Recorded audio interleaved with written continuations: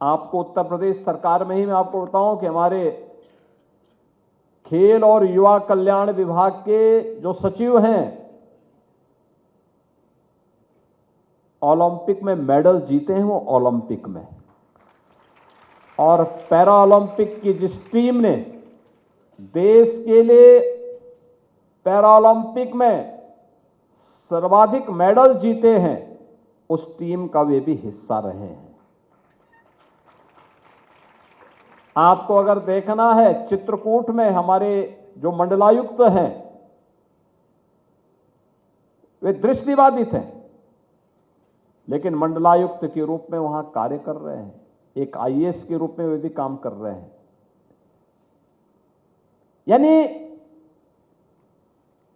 हमारी संकल्प शक्ति और हमारा आत्मबल हमारे द्वारा हमारी सामर्थ्य का उदाहरण प्रस्तुत करते हैं। और इसलिए भारत की मनीषा ने, भारत की ऋषि परंपरा ने कभी भी शारीरिक बनावट को व्यक्ति की सामर्थ्य को आंकने का माध्यम नहीं बनाया। हर व्यक्ति ईश्वरीय कृति है और मनुष्य उस ईश्वर की सर्वश्रेष्ठ कृतियों में से एक है। अगर हम भी हर एक मनुष्य के अंदर, हर एक जीव के अंदर ईश्वर का वास मान करके उसके प्रति सद्भाव और सहानुभूति रखते हुए अपने स्तर पर थोड़ा भी उसके प्रति संबल दें, तो मेरा मानना है कि समाज के सहयोग से एक बड़ी संख्या में जो लोग अपने आप को उपेक्षित पाते हैं, उस उपेक्षित होने के भाव से हम उसे दूर करते हुए उसे भी समाज और राष्ट्र की मुख्य धारा से जोड़ करके उस दिव्यांग जन की सामर्थ्य से, उसकी प्रतिभा से समाज को लाभान्वित कर सकते हैं। जैसे अतीत में हुआ है और आज भी जिन्हें थोड़ा सा भी संबल मिला, उन्होंने अपनी सामर्थ्य से, अपनी प्रतिभा से समाज को आलोकित करने का काम किया है। यह कार्य वे भी कर सकते हैं। बहनों और भाइयों, आपने देखा होगा कि आदरणीय प्रधानमंत्री जी ने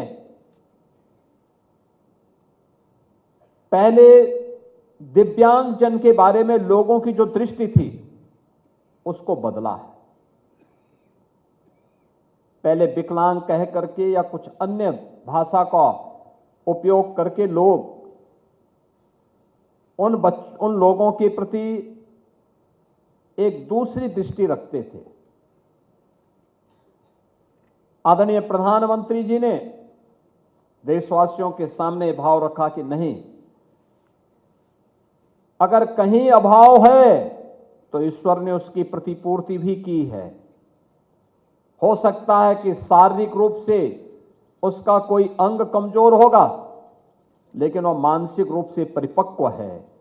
आप उसे थोड़ा सा संबल दें, वो आगे बढ़कर के अपनी सामर्थ्य से, अपनी शक्ति से, अपने आत्मबल से वह समाज के लिए और राष्ट्र के लिए अत्यंत उपयोगी होने वाला है। और यह सदैव से मान्यता रही, लेकिन बीच के कालखंड में हम लोगों ने विस्मृति के कारण उसका उपयोग नहीं किया।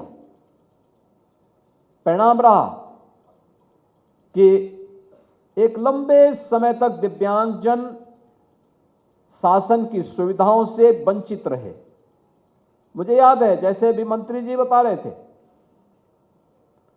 2017 के पहले उत्तर प्रदेश के अंदर 8 लाख के आसपास दिव्यांगजनों को मात्र पेंशन मिलती थी, और वह भी 300 रुपये महीना, और उसमें भी बहुत सारी जगह बाबू लोग कट भी मांगते थे।